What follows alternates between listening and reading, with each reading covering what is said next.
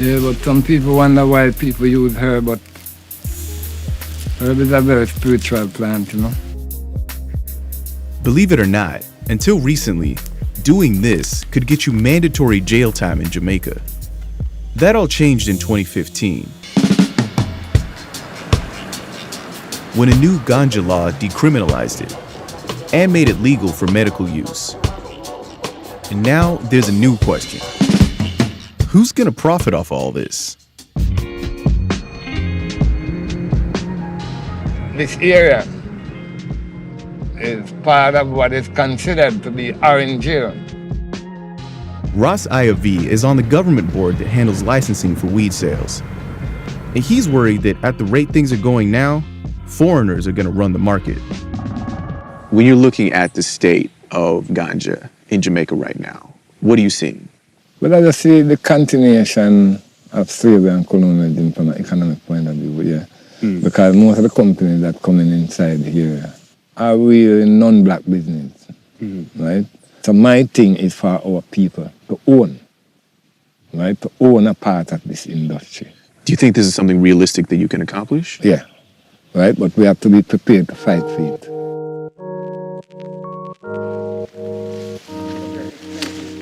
Waba Clayton can't legally sell any of this weed. He wants to go legit, so he applied for a license months ago. But the board hasn't approved it yet. You want to smell this one? Oh, this one is a nice sativa called Alexi Lemon. Like, touch it. Smell it. Yeah. There you go. How's the crop looking right now? Yeah, man. Yeah? Great.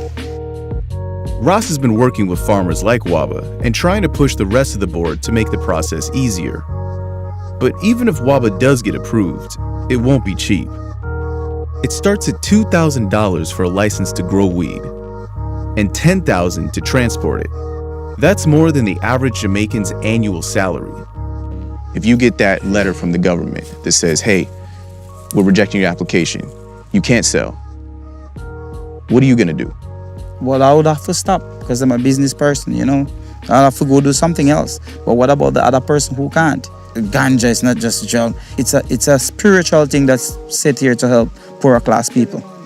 Without ganja, I don't know what this community would be. Larry OG, man, a special weed, man. So far, the government has only granted 30 licenses.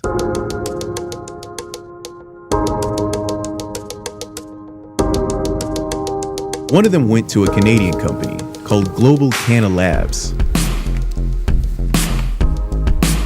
which is run by this guy. Yeah, man, cocoa tea, one love.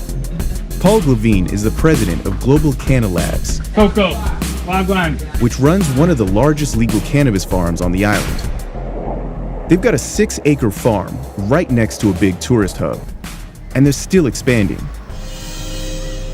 How does a young dude from Newfoundland come down here to Jamaica and say, all right, I'm gonna start a ganja business?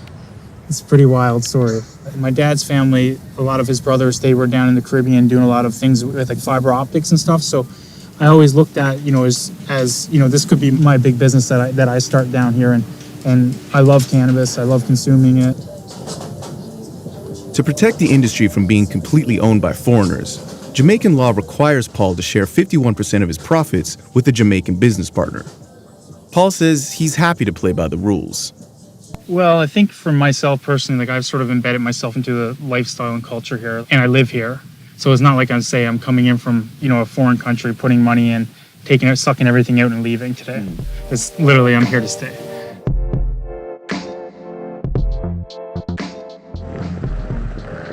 If there's anyone who can keep Jamaican weed Jamaican, it's probably Bali Vaswani. Did we go to a dab and see a dab actually done? We didn't see anybody do it, no. So I think we should see a dab. Oh, let's do it. Bali Vaswani is a third-generation Jamaican. He comes from a family of successful bankers, and he got the first license to sell in Jamaica. This would be a great feeling. If I didn't have work to do, this is where I would be. Bali studied the weed industry in Denver, Colorado, and it shows. His store carries every weed product imaginable, and he's his own supplier. He grows the weed on a 17-acre farm next door. But he's not ruling out taking foreign investment. I think it should be Jamaica owned if it's in Jamaica, but I have no objection to having good partners built into it. But I mean, Good partners in terms of foreign partners. yeah, foreign partners for sure. I think there's a lot of expertise out there. Is there room for the small independent farmer who, until this point, has had difficulty getting those licenses? They need to get organized now because the industry is moving every single day, and there's always a place for them. In my model, I fit them into my model. So this is kind of, all the little guys right now are kind of hoping that you don't sell out. If I partner with a big firm, is that a sellout? I don't see that as a sellout. I see that as making a strong move to make sure that I can continue to grow the vision and make sure that I can buy all the wheat from the small farmers. So basically you're talking about right now your brand being the Jamaican ganja brand. 100%.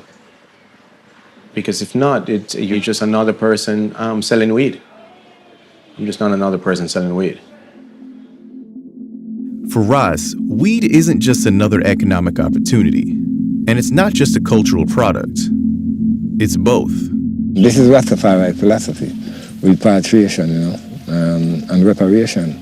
Because we figure more or less that one, we should be compensated for all our ancestral enslavement. A lot of companies are going to look at that and they say, that sounds like charity. We don't do charity. Right. But I'm saying the majority and the vast majority of the profit that is made out of the industry, where do those profits go, So that's my question and my concern. I don't just want the crumbs. The cake is mine, I want a good slice of